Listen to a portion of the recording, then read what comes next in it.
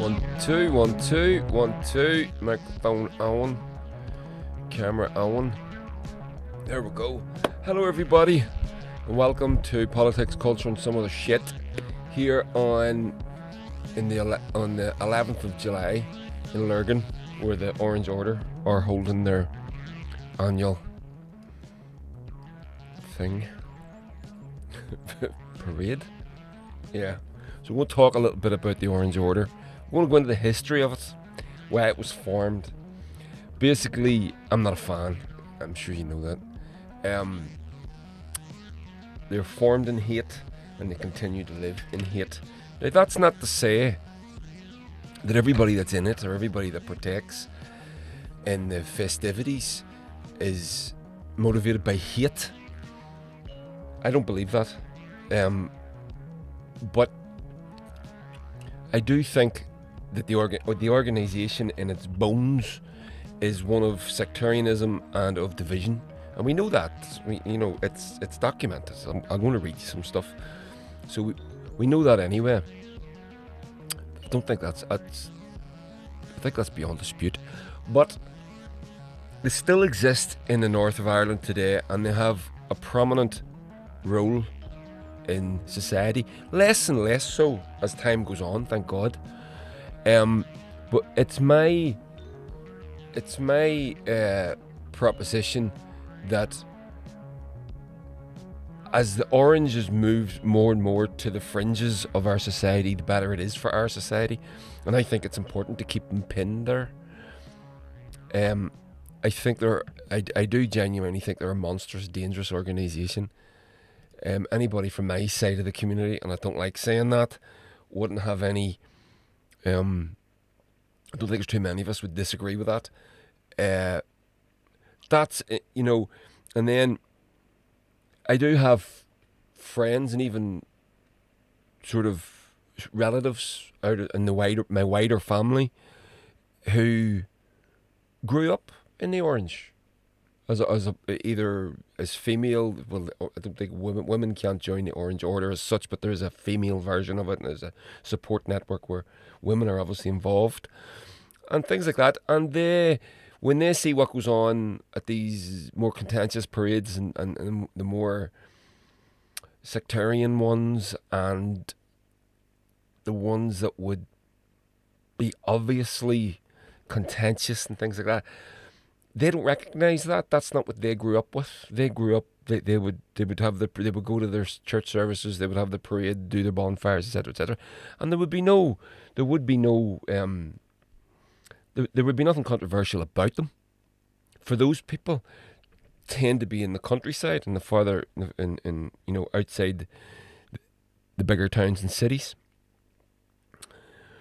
But that still doesn't get around the fact what the Orange Order is. The Orange Order is born of sectarianism, as I've said already. Sectarianism is in its bones. It was, over the course of its history, it's been mobilised various times by English politicians and the English establishment to create division, to create, to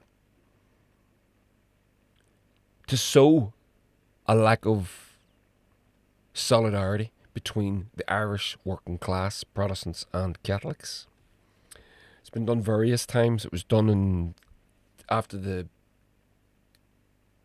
Irish Brotherhood rebellions, Irish Republican Brotherhoods back in the 1790s. It was done then, and it was done again by Randolph Churchill, who famously said we'll play the orange card and hope to God that that's going to be enough.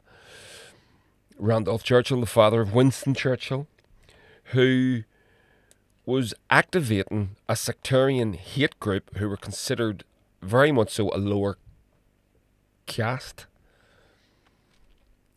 Certainly to the likes of Lord Randolph Churchill. They were being used, and they were willingly doing this. I don't know if they knew they were being used, but they certainly did it willingly. And it was in order to help oppose land reforms and help oppose home rule in Ireland, which the Liberal government of the time in England, led by Gladstone, was leaning more and more towards. So Randolph Churchill was actually protecting his own land rights in Ireland and activating the Orange Order in order to do it. But that's history, and we'll get to that. But we'll do some. So we'll get to this bit. Oh, right. The history of the orange. Oh, I haven't got the right. Oh, that's the other thing as well. So we're going to talk about the new BRICS currency. You might have seen it flash up on the screen there. You might have seen it. We're going to talk about the new BRICS currency as well. So we're not just going to talk about the orange order, right? We're going to talk about the BRICS currency too. If you don't know what that is, I'll explain it to you shortly. A threat to the dollar hegemony. If you listen to this podcast, you probably heard me mention it more than once because it is deeply fascinating to me. It's a game changer. So we'll talk about that after this. We're going to talk about this first. So the annual 12th parade gets held in different towns over in the north of Ireland every year. 12th of July, 11th night. They have we'll have the bonfires and the parades and all that. And this year it's being held in Lurgan, which is where I live, and I wish they would fuck off because I just don't like them at all. So, what is the Orange Order? Let's have a look. Here's the history, according to the Wikipedia. So, the Loyal Orange Institution, commonly known as the Orange Order, is an international Protestant fraternal order. So you have to be male, you have to be a Protestant. Based in Northern Ireland, primarily associated with Ulster Protestants. It has also got lodges in England, Scotland and the Republic of Ireland, as well as in parts of the Commonwealth nations and the United States. The Orange Order was formed by Ulster Protestants in County Armagh in 1795. That's here where I live. I pass these places when I go out on my bike where these historical incidences took part, the Battle of the Diamond and all that. But anyway, during a period of Protestant Catholic sectarian conflict as a fraternity sworn to maintain the Protestant ascendancy in Ireland, an all-Ireland Grand Orange Lodge of Ireland was established in 1798. Its name as a tribute to the Dutch-born Protestant King William of Orange, who defeated the Catholic King James II in the Williamite Jacobite War 1688-1691. The order is best known for its yearly marches, the biggest of which are held on or around the 12th of July, a public holiday in Northern Ireland. The Orange Order is a conservative, British Unionist and Ulster Loyalist organisation. Thus, it has traditionally opposed Irish nationalism or stroke republicanism and campaigned against Scottish independence. The order sees itself as defending Protestant civil and religious liberties, while critics accuse it of being sectarian, triumphalist and supremacist. And I would be one of those. It does not accept non-Protestants as members unless they convert and adhere to its principles, nor does it accept Protestants married to Catholics.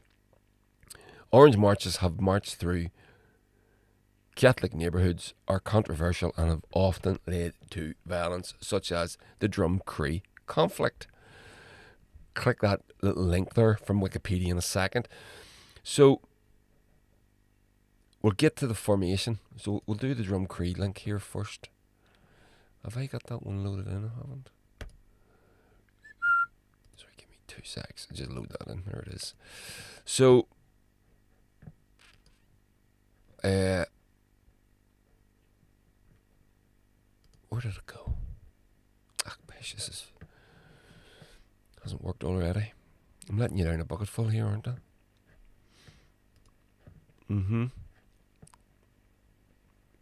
Sorry, give me 2 seconds. This is just going to...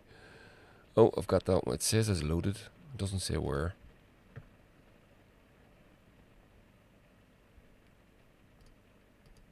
No. Ah, there it is. Got it. Sorry. Excuse me. Sorry, my mistake. The app was a little bit slow in loading in there. So the Drumcree thing, the Drumcree conflict, if you don't know what it is, again, this is just up the road from me. I go past this place all the time.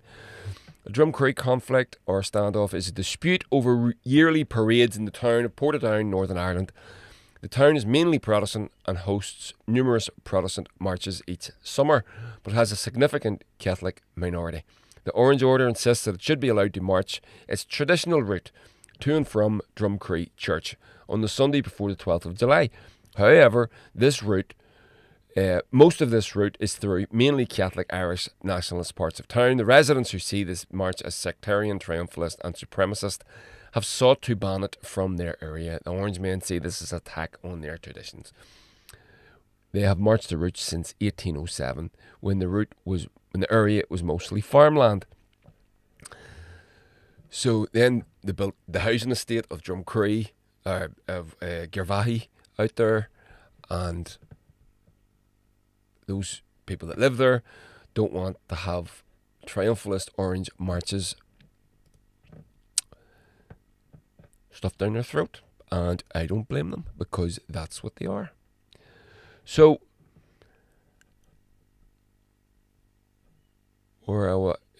yeah. So here is the history. Okay.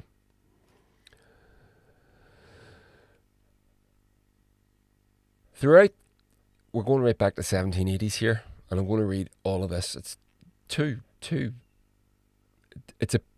pages, two A4 pages. That's about the height of it. It's not that long, so stay with me. It's good. It's interesting. You might learn something, which is the point. The formation of the Orange Order, and this is from the O'Neill County Historical Society. Human Star, Duke Neil. No, not Duke. How do you pronounce that? Struggling with that one. So, throughout the 1780s, sectarian tensions had been building until boiling point in County Armagh. Here, a number of Protestants and Catholics in what was then Ireland's most populous county were of roughly equal number, and competition between them to rent patches of land near markets was fierce.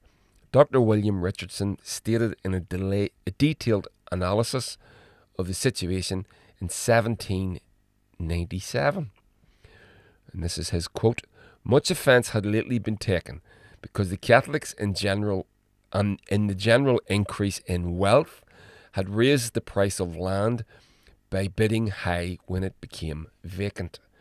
This was the real cause of our ill humour, not the relaxation of property laws, but the pretence."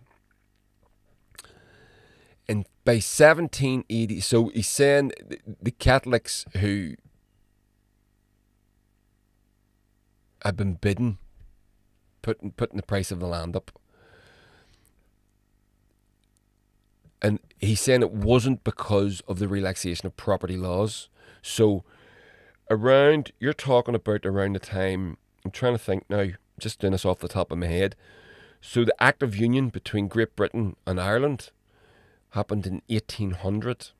1798, Wolfe Tone, the United Irishmen, Irish Republican Brotherhood, right? So 1798, we're talking here, this is 1797. Rebellion is thick in the air. It's everywhere.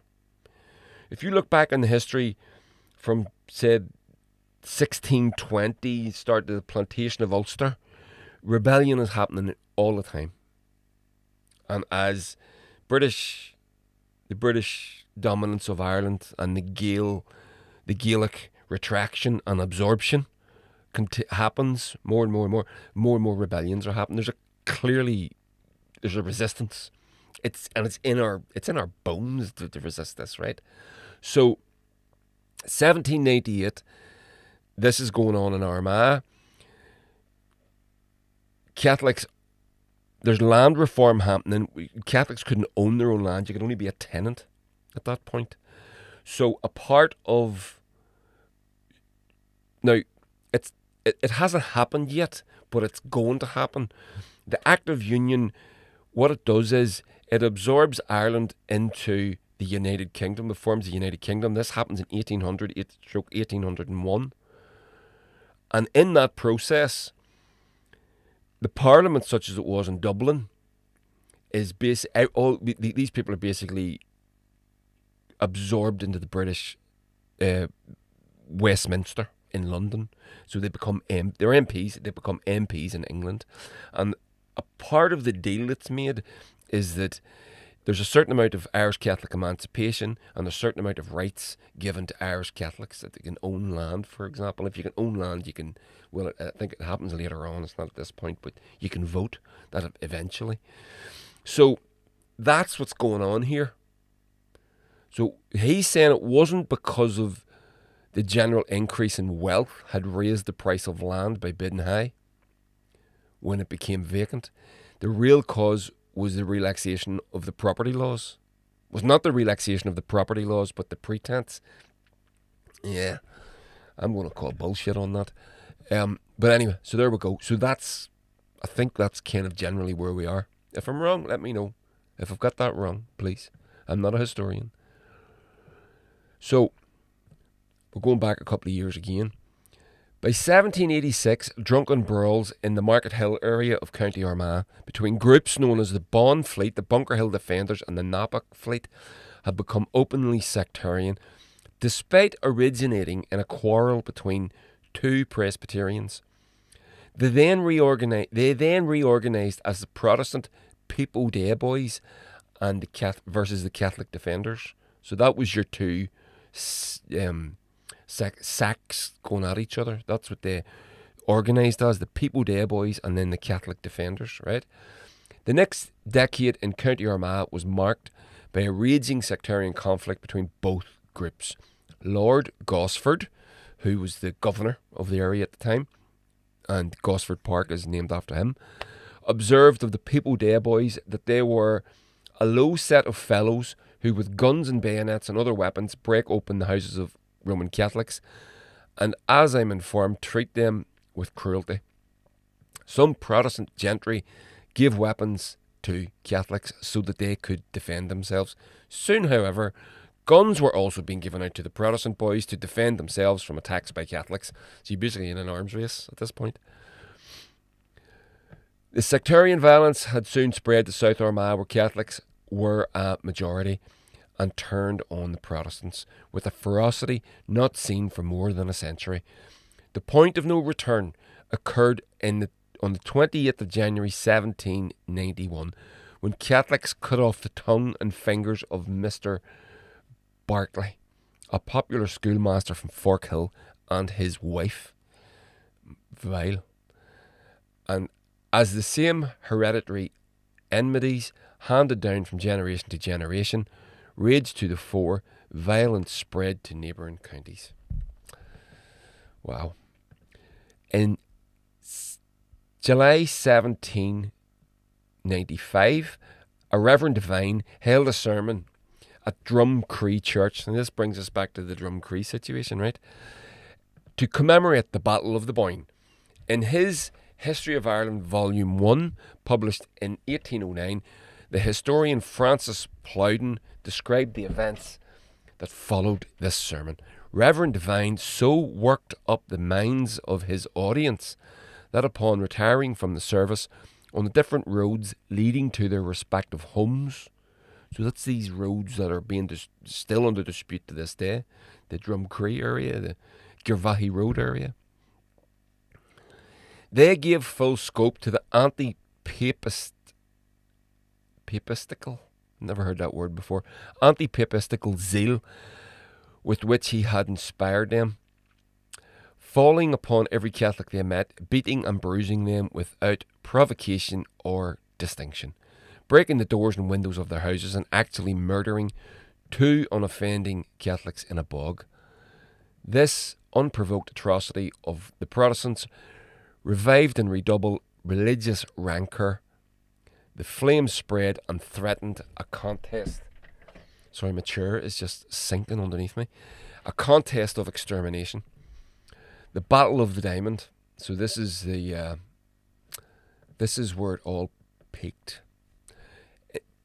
September 1795, at a crossroads known as the Diamond near Lochgall, defenders and People Day Boys gathered to fight each other.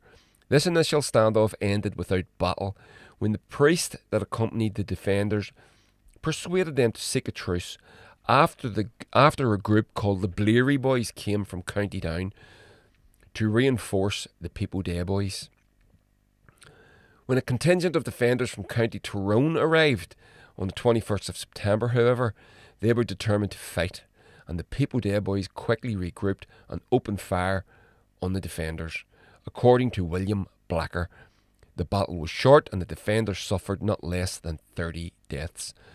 After the battle had ended, the People Day Boys marched into Loughgall, and in the house of James Sloane they founded the Orange Order, which was to be a Protestant Defence Association made up of lodges. The principal pledge of these lodges was to defend the king and his heirs so long as he or they support the Protestant ascendancy. So that's Protestant supremacy. At the start, the Orange Order was a parallel organisation to the Defenders in that it was a secret oath-bound society that used passwords and signs.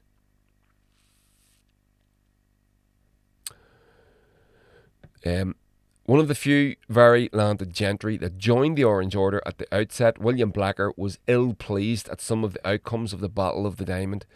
He says that a determination was expressed to driving from this quarter of the county the entire of its Roman Catholic population, with notices posted warning them to hell or Connacht. Other people were warned by notices not to inform on local Orangemen, or I will blow your soul to the low hills of hell and burn the house you are in. Within 2 months, 7,000 Catholics had been driven out of County Armagh.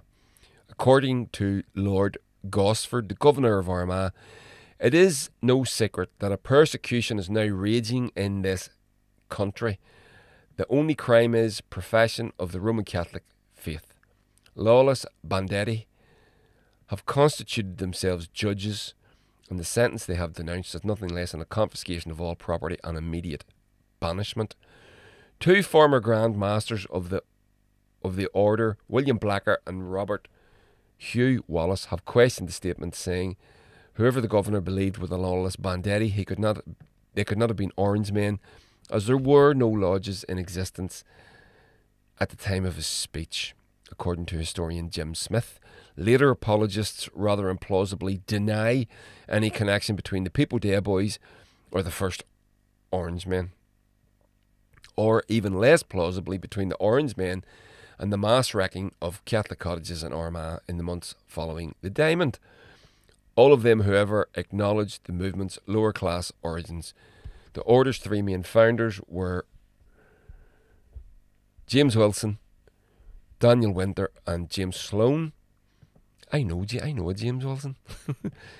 Great fella. Cyclist buddy of mine. The first Orange Lodge was established in nearby Dayan, County Tyrone, and its first Grand Master was James Sloane of Loughgall.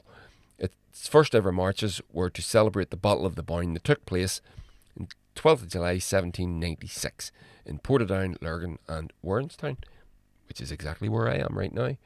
Lurgan. So that's the basic history, right? So yeah, so to say that this is another one from Encyclopedia, to say that it's not a sectarian organisation, it clearly is. You know, I do find it interesting that the brawling and the initial violence that was taking place started between 2 Presbyterians but spilt over to become a sectarian brawls in Market Hill, which, if you ask me, should be fucking bulldozed. And there's another history there. This is I'm not going to read it. There's a bit more detail. You can read that if you want. There's one.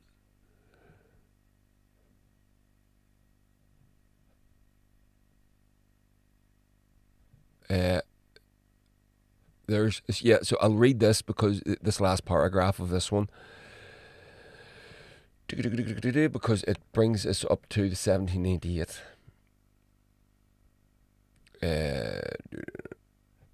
By 1798, rebellion greatly strengthened Orangism's position in Ireland. The story of the rebellion is inextricably tied with the Society of United Irishmen, an organisation formed in Belfast in 1781, so it's Wolfe Tone and all them boys, to push for radical reform. Frustrated by the absence of meaningful reform and forced underground by increasing state pressure, the society abandoned reform for revolution as the 1790s progressed. Although United Irish leaders had called for a union of Irishmen of all creeds, the rebellion that broke out in 1798 took a nakedly sectarian appearance in Wexford and other locations. Orangemen participated actively in pulling down the revolt and committing a host of sectarian atrocities in Wexford in particular. But Orange successes were largely overlooked in the aftermath of the rebellion by seemingly confirming the Orangemen's view of Irish Catholics as untrustworthy rebels. The 1798, but that's despite the fact that Wolfe Tone was Protestant, and the leaders of the Irish, the United Irishmen, were all Protestants. So, the 1798 rebellion accelerated the Orange Order's move to respectability and influence, and while members of the order initially opposed the Act of Union in 1800, the Orangemen quickly became its most fervent supporters, seeing a more formalised union with Britain as their best protection against Irish Catholics. So there you go. There was another little bit. Let me just see if I can find it here for you, because there was a couple of articles that specifically referenced how the Orange Order were used to stoke sectarian tensions. No, it's not that one. Is it that one? Oh God, made a boo boo.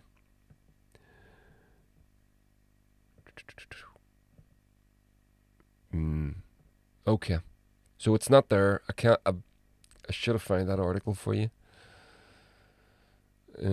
No, but basically, the Orange were used at that point because the United Irishmen at that so the 1788 rebellion was notable for many things, but one of them was that it was non-sectarian. It was Protestants and Catholics. So the Orange were used to create sectarian division between Catholics and Protestants, and that was a part of what happened. So then by the time you get the Act of Union in 1800, it goes across to England. Irish Catholics the deal was that they were going to get certain rights. By the time it goes to be this is going to be signed by the King, they've decided no. The King himself apparently says there's no way we're going to give Irish Catholics these rights, and so by then you've got Catholics have got no rights and Protestants have all the rights. Notably, before that, Irish Presbyterians, because they weren't part of the official church, the Church of Ireland, they had lesser rights than full Protestant rights, if you know what I mean. So there was a hierarchy. At the bottom of it were Irish Catholics, but then after that you'd Protestants, you'd Presbyterians. They didn't have the full rights of your full Protestant. So the Orange were used to create that division, and the Act of Union cemented it. So by the time it got 2 years after 1788, you got the Act of Union. Protestants have got rights, Catholics don't, and the rest is history. So to bring us up to date, we've got the Drum Creek. Well, I read you that little bit about the Drum Creek conflict. Now, the thing that ended the Drum Creek conflict was of an absolute tragedy, and it was this.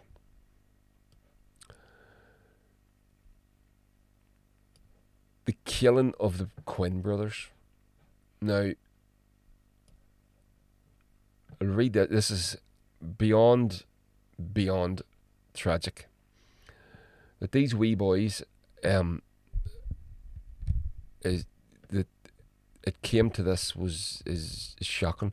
So as we know, the Drumcree standoff was happening every year, and it had been decided that the Orange Order weren't allowed to march down through their Gavahi Road because it was stoking community tensions, which it was. And then this happened. Jason, Mark and Richard Quinn were three brothers killed by the Ulster Volunteer Force, the UVF, in a firebomb attack on their home in Ballymoney, County Antrim. The crime was committed towards the end of the 3-decade period known as the Troubles. One man, Garfield Gilmore, was found guilty of murdering the three brothers 15 months later and sentenced to life imprisonment, after admitting he had driven three other men to the house to commit the fatal petrol bombing. And although Gilmore named the three alleged killers, they were never charged due to lack of concrete evidence. I would say they weren't charged because they were paid by there's collusion. They're paid agents of the state. That's what it always comes out in the wash. I don't know if it's true, but if it comes out, I'm going to say, of course it was. Whenever loyalists aren't jailed, go back and listen to my interview with Paddy Fox. The level of collusion going on between the loyalist paramilitaries and the British state is beyond belief. So here's the background to the family. The Quinn family, consisting of mother Chrissy and sons Jason, Mark and Richard, lived in the Kieranani estate in the predominantly Protestant town of Ballymoney. The family was a mixed religious background. Mother Chrissy was a Roman Catholic from a mixed background, and the boy's father, Jim Dillon, was a Catholic. After separating from her husband, Chrissy raised the boys as Protestant to avoid the hassle. Chrissy lived with her Protestant partner, Raymond Craig, in a Kieranani which had only a few Catholic residents and was mostly Protestant, reflecting the religious makeup of Ballymoney itself. The boys, aged 9, 10 and 11, attended a local state school, and in the evening before their deaths had been helping build the estate's 11th night loyalist bonfire. They were actually helping build the bonfire the night before. These boys were being raised Protestant. They were Protestants. The killings took place in the night at the height of the standoff over the Orange Order march in Drumcree, which created a tense atmosphere in various towns across Northern Ireland. In Ballymoney, the previous year, an off-duty RUC officer, Gregory Taylor, was beaten to death by a group of loyalist bandsmen. The killing followed a row about RUC's position after the Loyal Order marches had been banned from the nearby nationalist village of Dunloy. So you can see, just in that statement, the tentacles of the Orange and how deep they go through our society here in the North. And this is, which leads me back to my original comment. It's important that these organisations are kept to the fringes of our society. If not, just sort of disappear and die off eventually altogether. I certainly won't be sad to see them go. So I'm going to finish with this, and then we're going to move on to the next story about BRICS. Michaela McAravey was, if you don't know, again, I did a video on this. You can go back and did a podcast about this. You can go back and listen.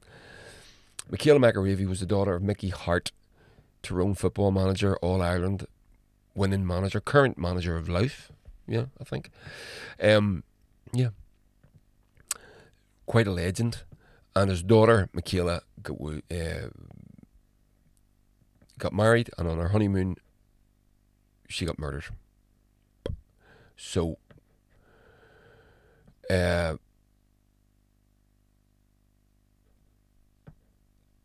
this video, a few years ago, 4 years ago I think it was, did the rounds on the social media. It was posted I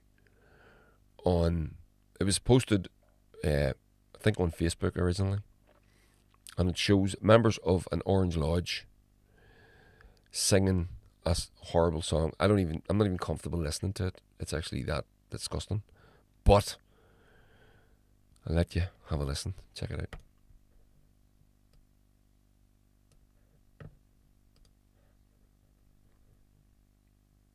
Oh.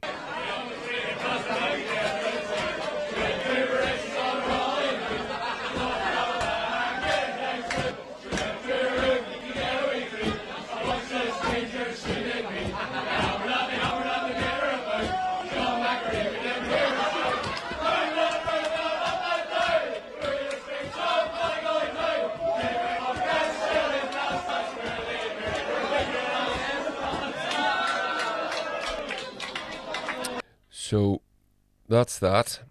Now, Joe Brolly at the time was that we and the things, the bigger issues that we were able to talk about. Oh. That was all a no-go, you know, and that was shut down. And so, what's the point in it then? You know, you're just wrong video. It hasn't loaded in for me, so I'm not going to play that for you. But I'll read this quick article, and it's from Irish Central, and it is written by Nat O'Dowd, who is the founder of Irish Central, which is a good publication. I like it. Lots of bits of Irish history and stuff, and it does go into a little bit of politics when stuff like this happens. I like going to it for a little bit of mythology and all that sort of stuff. So this originally was posted. This article was originally posted in. It says at the bottom here. No. Anyway, it was originally posted a few years ago. It was reposted since then. So I had to laugh at the sheer effrontery of the Orange Order leadership castigating a group of their own members singing an absolutely vicious diatribe of a song besmirching the memory of Michaela McAreavey. I'll let you just, if you can stomach it, and I'll read the article for you. She was a young Tyrone woman murdered on a honeymoon in January 2011 when she interrupted a robbery in her bedroom at the Legends Hotel in Mauritius. Michaela's death sent shockwaves far and wide. She was an extremely popular daughter of famed football coach Mickey Hart, who had led Tyrone to stunning All-Ireland victories. She was a school teacher, a committed anti-alcohol abuse campaigner, as well as her dad's biggest fan, attending every game with him. All of Ireland, North and South, mourned the shocking death of a young bride on what should have been the most wonderful week of her life. Not some folks in the Orange Order, though. They apparently composed a song mocking Michaela, and last week a video of a group of young Orange men showed them singing it. Their performance was Facebooked live. Avert your eyes if you wish, but here are the lyrics. She went to her room to get a wee treat, something, as in they don't know what the word is, something strangers she did meet. They hammered and they beat her down. John McAreavey, her husband, never gave her a shout, round and up and down through the streets of Ballygolly town. The words are hideous and beyond belief. And what is left unanswered is who wrote them, and why were this, and when and where were they first sung. It is quite clear from the video lyrics that they're well known, and that's what's kind of striking, as well as the general overall horror show that's on display. You're looking at it and you go, they all know these words. Is it? And that Orange Lodge is a really big one, and there's all different bands men in there. So the different bands men from different lodges are all singing this song. The shock and horror exhibited by the Orange leadership is as phony as a $3 bill, and thus singing it, the thugs singing it were not the first to do so.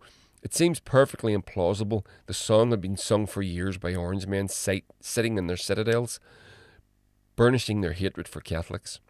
It shows the deep ignorance and bigotry that still courses through hard-line unionism. The fact that the Orange Order leadership, who I'd bet $1 to a dime, had heard the song before, never put a stop to it or banned it from its halls tells you all you need to know.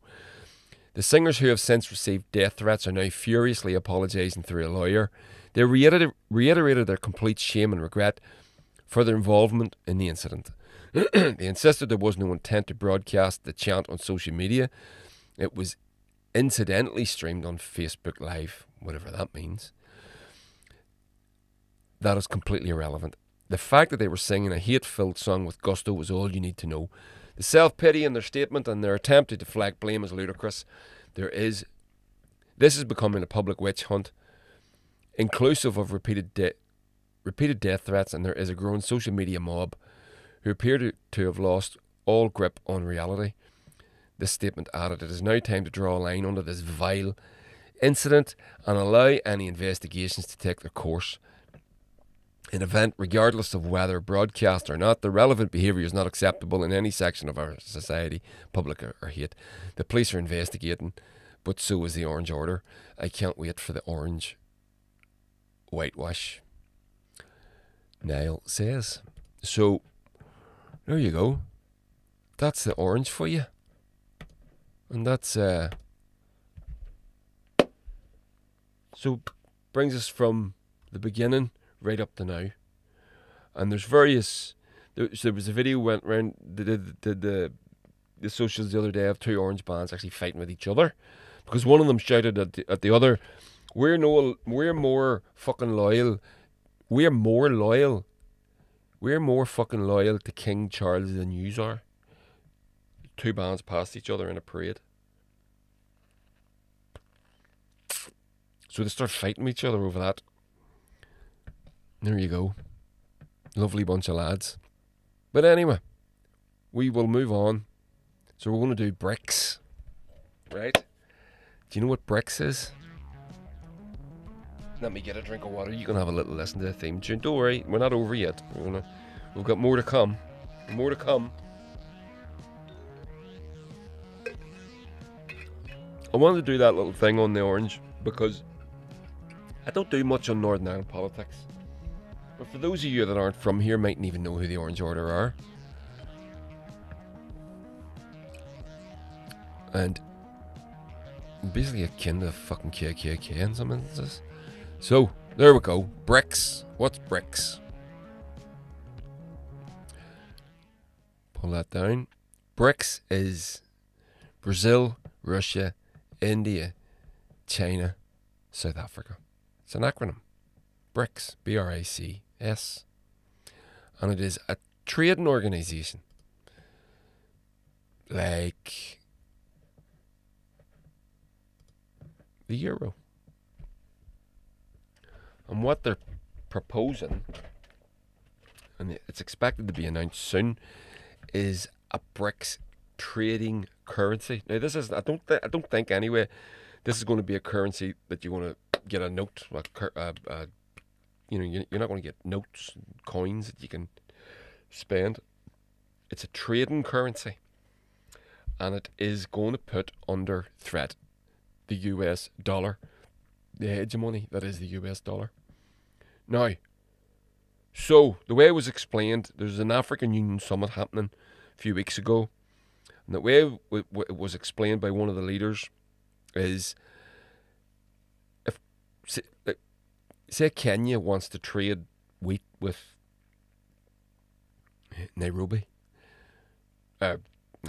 Nigeria, right? Kenya has to change its currency, whatever that is, into US dollars to make the trade, and vice versa. That's clearly ridiculous.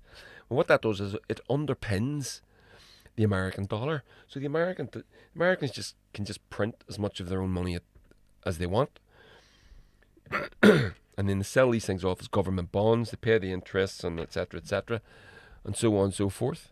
Which is why America is largely shielded from much of the excesses, except when it gets really bad, of global economics. So here's a little video about it. About the currency. Check it out. This was on RT. I'm going to sure the sound is on for you. Which it isn't. In contrast to the credit-backed US dollar, with countries lining up to join the growing initiative. The BRICS countries are planning to introduce a new trading currency which will be backed by gold.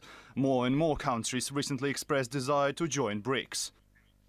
The decision comes a month ahead of scheduled Alliance Summit in Johannesburg, South Africa. 41 countries have since shown their interest in BRICS membership and its new currency implementation. Russia's foreign ministry has stated that if African states show enthusiasm, the group's expansion may also be on a Russia-Africa summit's agenda in the end of July. As of now, the BRICS group remains comprised of Brazil, Russia, India, China and South Africa.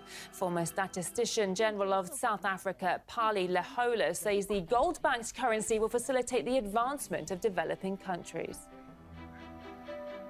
Avoiding using the gold standard, we have gone for almost 45 years now, since 1980 when this was dropped. And we have seen the consequences, particularly of this to the developing countries, when the dollar was adopted as a standard and gold not as such. Yet against that, there's been accumulation of gold in the developing world. South Africa had a much stronger currency when the gold standard was still in force. By going the gold standard by many countries, that many African countries, of course, have, this will be of great benefit to strengthening the currency, the single currency that is backed by gold. It will facilitate development.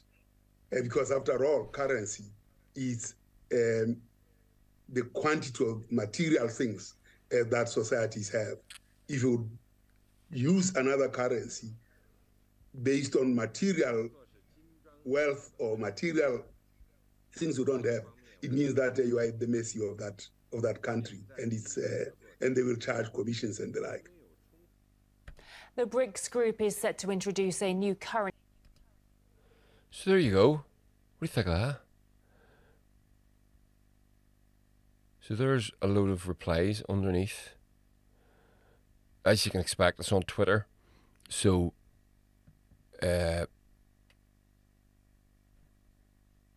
obviously gets nasty underneath the replies.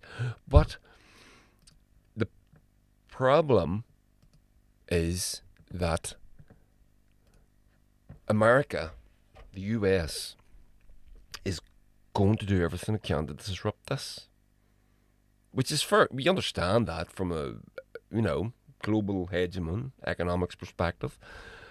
That's, you would expect it, but with America being the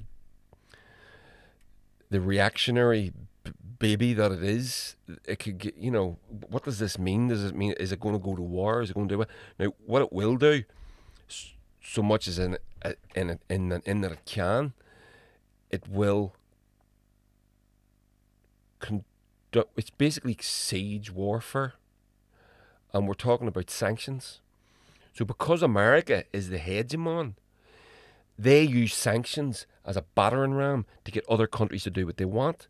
Because if you want to buy A, B or C from country A, B or C, you have to do it through US dollars.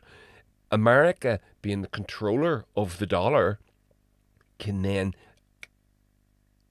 unilaterally, by itself, choose to deny you access to product A, B or C from country A, B or C. That's what a sanction is. Now, siege warfare was made illegal. It's against the law. You're not allowed to do siege warfare. I don't know when that was decided, but it's actually against the law. But siege warfare is sanctions by another name. Or sanctions is siege warfare by another name.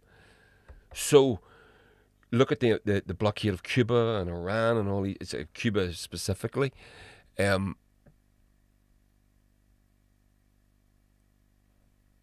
That's basically siege warfare, and it stunts the development of the country that's being sieged.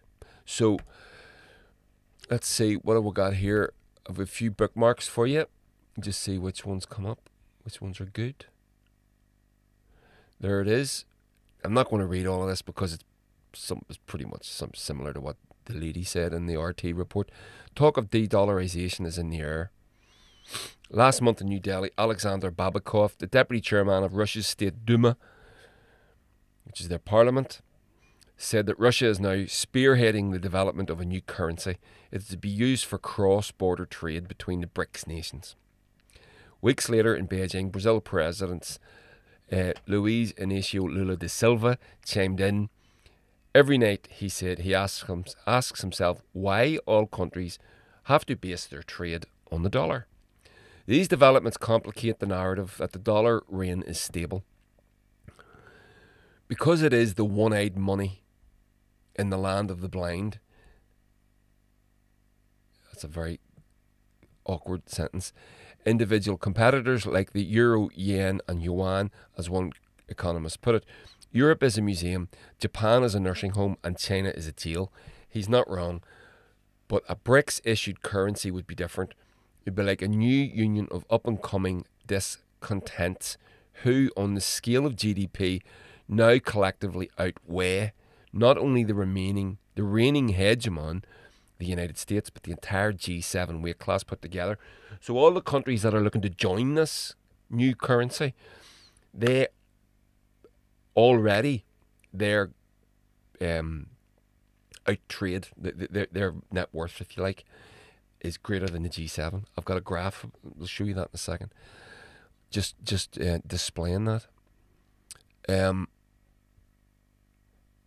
Foreign governments wanting to liberate themselves from reliance on the US dollar are threatening or anything but new. Murmurs in foreign capitals about the desire to dethrone the dollar have been making headlines since the 60s. But talk is yet to turn into results, etc., etc. Who famously was set against that? Muammar Gaddafi, president of Libya. He wanted an African currency, and that was probably the main reason as to why he was overthrown. Yeah. So there's that. Let's see what else I've got here. A few links for you. Now this is the one I wanted to read you. So this is from Zero Hedge. This is by an author called Tyler Durden. I don't think it's the real Tyler Durden.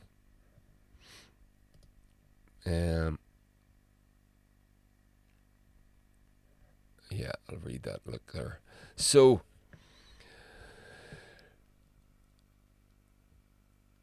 the gold standard is back. BRICS to introduce gold-backed reserve currency. I'll actually read the original because it's a bit tidier. Remember when the Russia-Ukraine war had just started? And this is where I'm going with this, by the way. So I'm tying this all in to the Russia-Ukraine. And this is going back to, in my map of events on the world that exists in my head, this all goes back to Afghanistan, to 9/11 and the invasion of Afghanistan, and then Iraq, 2003, the invasion of Iraq. Right? It all changed, everything changed, and it's going back. And what the global hegemon displayed to even to any partner is that we will crush you on a whim if we decide so. So let's just get back to this. So Tyler Durden writes, remember when the Russia-Ukraine war had just started and I predicted that Russia and China would launch their own gold-backed currency. At the time, this idea sounded completely foreign and I was ridiculed for bringing it up. Today it became reality. 41 plus countries look like they could be returning to a gold standard. And there's a tweet just illustrating that further. The images plastered all over the RT this weekend had headlines like "New Money, New World," and the gold standard will be of great benefit to strengthening new singly currency. The official announcement is expected to be made during the BRICS summit in August in South Africa. Kitco reported over the weekend. At first glance, a new transaction unit backed by gold sounds like good money, and it could be, first and foremost, a major challenge to the US dollar's hegemony. He continued, for making the new currency as good as gold, a truly sound currency, it must be convertible into gold on demand. I'm not sure whether this is what Brazil, Russia, India, China and South Africa have in mind, using gold as money. The unit of account would be a true game changer. No doubt about it. It could lead to a sharp devaluation of many fiat currencies, vis-a-vis the yellow metal, including the BRICS fiat currencies. And it could catapult up goods prices in terms of fiat currencies. It could be a shock to the global fiat money system. I'm not sure that this is what BRICS wish to achieve. The official announcement of the new currency is expected in August during the BRICS summit in South Africa. Even more shocking than the announcement is the cavalier attitude that the US Treasury Secretary Janet Yellen appears to be taking to the news. In statements I can only describe as completely delusional, Yellen said this weekend, I want to reiterate what I've said in the past, which is that I think the United States can rest assured that the dollar is going to play a dominant role in facilitating international transactions and serving as a reserve currency in the years ahead. I don't see that role being threatened by any development, including the one you've mentioned, the BRICS. That's one she's going to want to take back at some point, I'm certain. Meanwhile, this announcement from BRICS is a key waypoint in a larger map of dethroning the US dollar as the world's global reserve currency. Not only does it solidify what we already know, that gold is real money, but it is also the most pronounced public challenge to the US dollar on a global stage in recent memory. It's also a serious waypoint in the much larger map of US de-dollarization that I laid out in full 2 months ago. And there it goes. So, last little bit of this. In that must-listen interview, my friend Andy Shackman told me, when you look at countries that have expressed interest in joining BRICS, they have substantial gold holdings. The numbers are increasing among those who want to join. There's over 60 countries. They've lined up in a queue to join BRICS. The next thing I'll be looking at will be for cooperation from the Saudis, who, because of their dominance in oil markets, can help affect the change necessary to grow this new currency. He continued, I do believe it'll be a Sunday night OPEC, the BRICS nations, Saudi Arabia. They'll come out and say on a Sunday night, we're taking another currency for oil, and everything blows up Monday morning. It's a tsunami of dollars. And he concluded, the pieces are being put into place right now. Nobody is going to have the time to react. Wow. Why the hell would central banks be buying more gold than ever? They're front running. They don't care about the technicals. They're using the Western suppression of gold prices to de-dollarize. What does that look like when the world completely sheds dollars because they have no longer a need?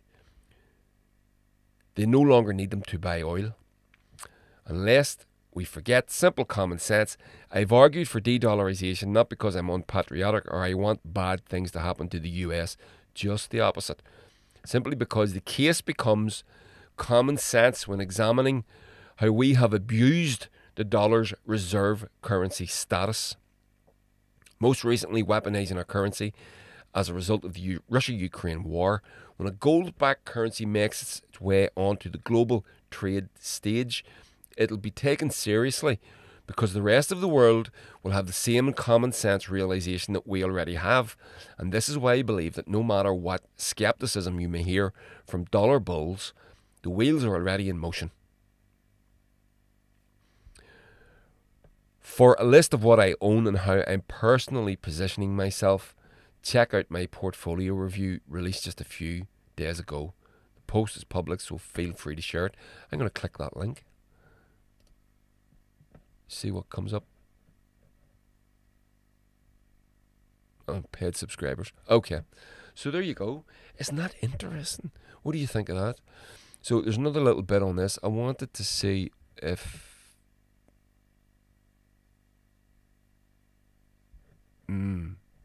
So,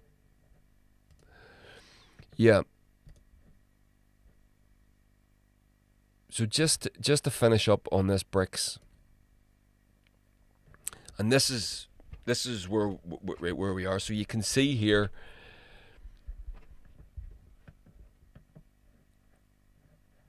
Oh yeah, I got this guy's video, so I'll play it.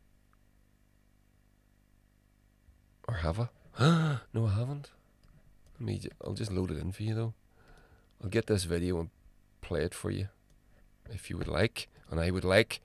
And this is the point that there's a rush to de-dollarize, and there's a rush across the world to get this BRICS currency up and running.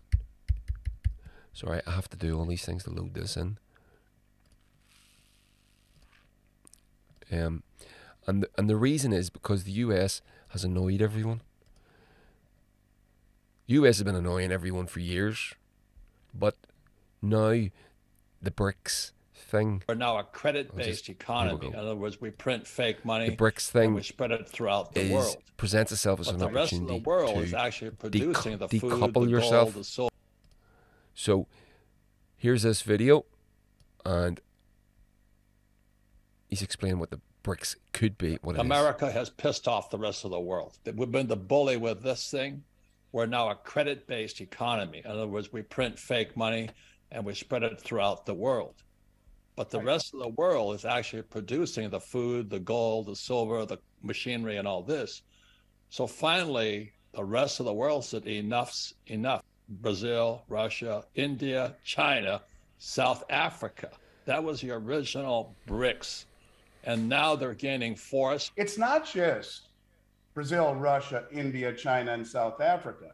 You have well over a dozen countries that have already applied, such as Algeria and Argentina and Iran, the United Arab Emirates, Nicaragua, Turkey, Indonesia, Senegal, Nigeria, Afghanistan, Egypt, Kazakhstan, and the biggest one of all, Saudi Arabia, has formally applied to the BRICS nations. Kazakhstan, Indonesia, Thailand, all of these countries and their neighbors that are growing together are forming a massive, very imposing, not only from a GDP, but you put all these countries together and their military might is very, very strong as well. And those are the BRICS plus. Now they're talking about adding more countries, including Costa Rica, El Salvador, Guatemala, Honduras, Panama, Bolivia, Chile, Cuba, Ecuador, Peru, Uruguay, Venezuela, Azerbaijan, Mongolia, Turkmenistan, Uzbekistan, Pakistan, Sri Lanka, and Vietnam. The list goes on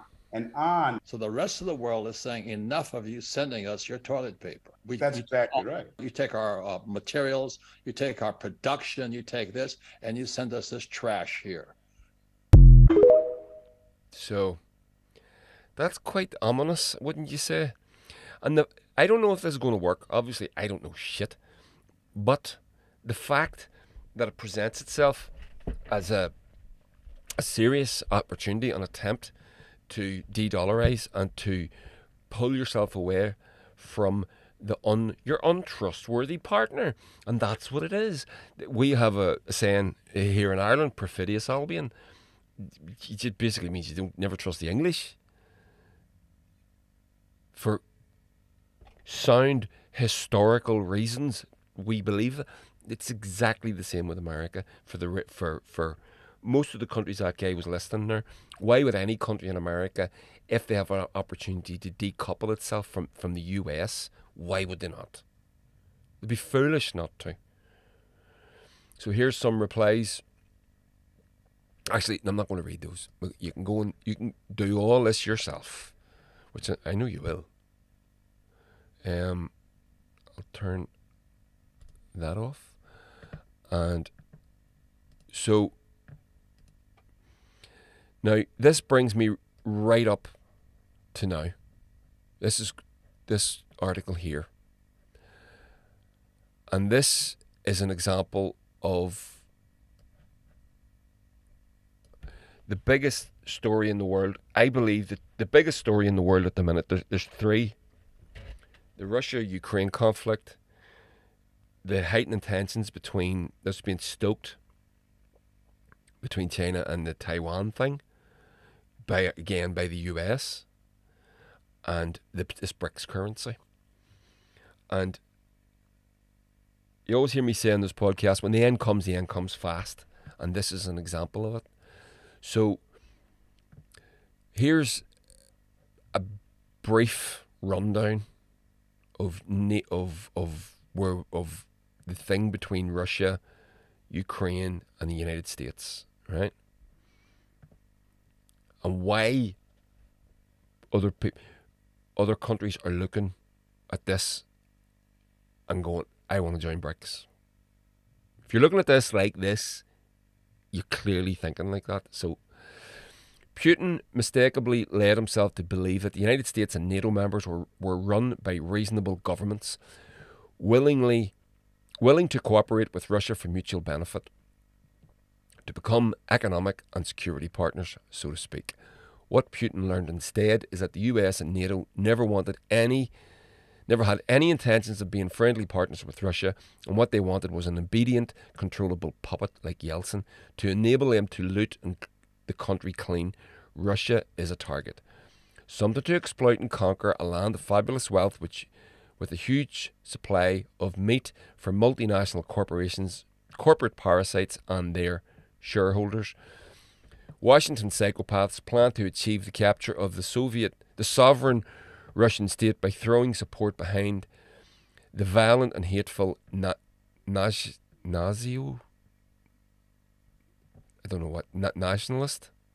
movement nationalist movement in Ukraine. Sorry, it's like nationalist but with a Z instead of an S. So it's obviously referencing the dreaded Nazis. The movement is a continuation of something the US kept simmering underground since the 1950s, an intergenerational fifth column of Bandera-worshipping proto-Nazis. This is SOP for the United States, SOP for the United States, sowing conflict among Russia's neighbours, throwing support behind its enemies, keeping border bushfires constantly burning and bleeding the state. Chechnya and Georgia are previous examples of conflicts fueled by the US. That was the psychopath Newland's job. That's Victoria Newland. To throw billions of dollars in financial support behind the far-right nationalists groups in Ukraine while masquerading them as pro-West, pro-EU revolution.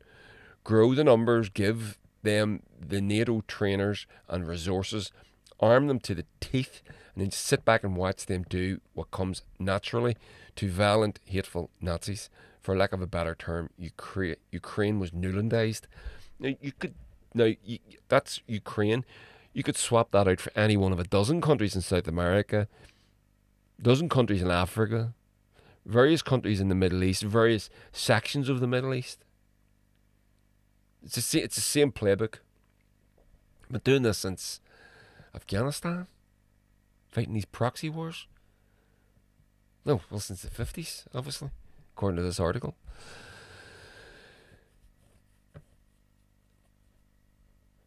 In the eyes of the Washington psychopaths, this was the ideal solution to capturing the Russian state. Not a single American or NATO life would need to be risked. Only expendable Ukrainians and mercs would do the dying. A classic proxy force with which to breed and provoke conflict, ultimately to procure Russian aggression. The mistake the US and NATO made was not understanding how strong Russia actually is, that it has all the capacity it needs to defend its strategic interests. There is no solution to preserving Russian sovereignty that does not involve obliterating every last nationalist in Ukraine.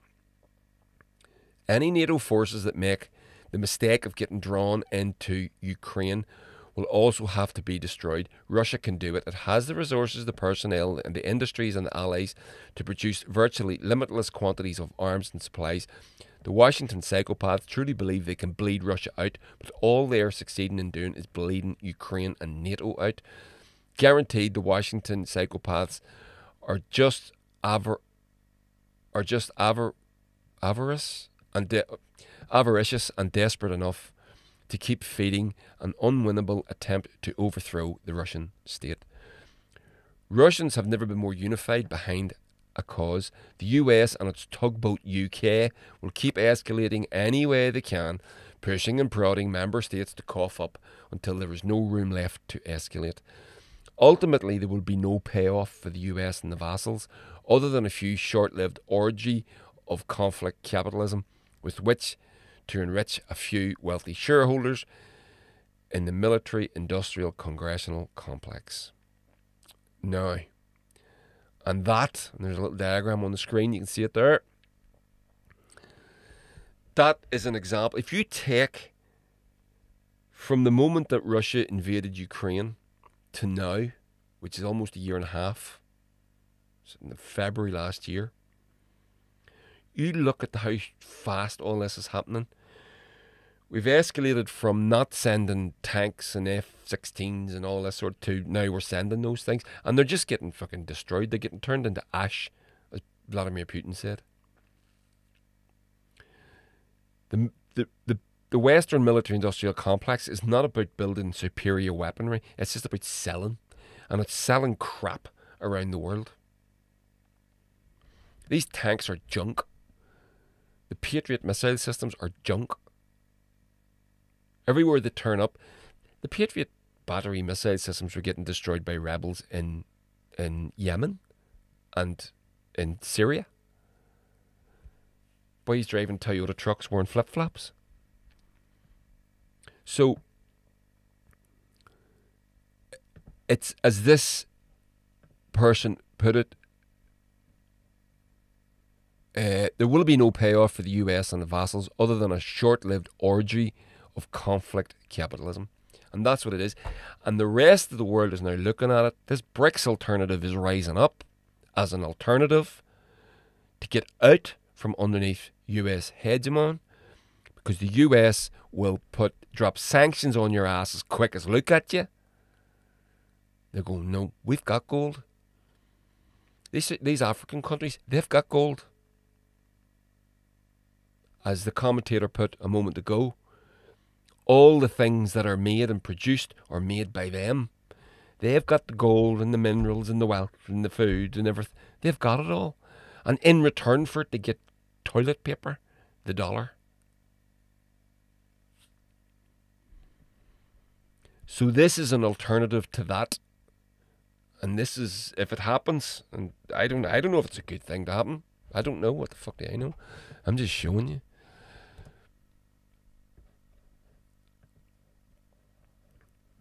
And this is the final word. Robert Kiyosaki on the rise of BRICS. America has pissed off the rest of the world. Well, I showed you that one, Robert Kiyosaki. America's pissed off the rest of the world. We've been bullying with the dollar. The rest of the world is actually producing food, gold, silver, and machinery. So finally, the rest of the world has said, enough is enough. And that's it. We're done. What do you think? BRICS. Interesting, isn't it? Very interesting. I don't know. I don't know what's going to happen. Might be a good thing. Might be a bad thing. Might get worse before it gets better. But don't ignore it. It is happening. India has said since that they're not interested. They're kind of the weak link. I've seen them described as that in the BRICS. BRIC. They're the I. BRICS countries. They're the weak link. But we'll see. We'll see. So there we go. That's the episode. That's the podcast. That's the video. Head over to Twitter, Instagram, Patreon. I have a Patreon for £1 a month, one tier, and you get everything. There's a couple of extra. I put up a couple of bonus episodes, a couple of bonus things there last week, kind of make up for not being around for a few weeks because I was away with the band, heading away with the band again on Thursday, back to Germany. It's for a weekend, playing a festival. It's going to be great. Check it out, Route Oak Fest, very good, great festival, great lineup. Yeah, so there we go. Like, share, subscribe, everybody. I hope you enjoyed, and I'll catch you on the next one. Toodles.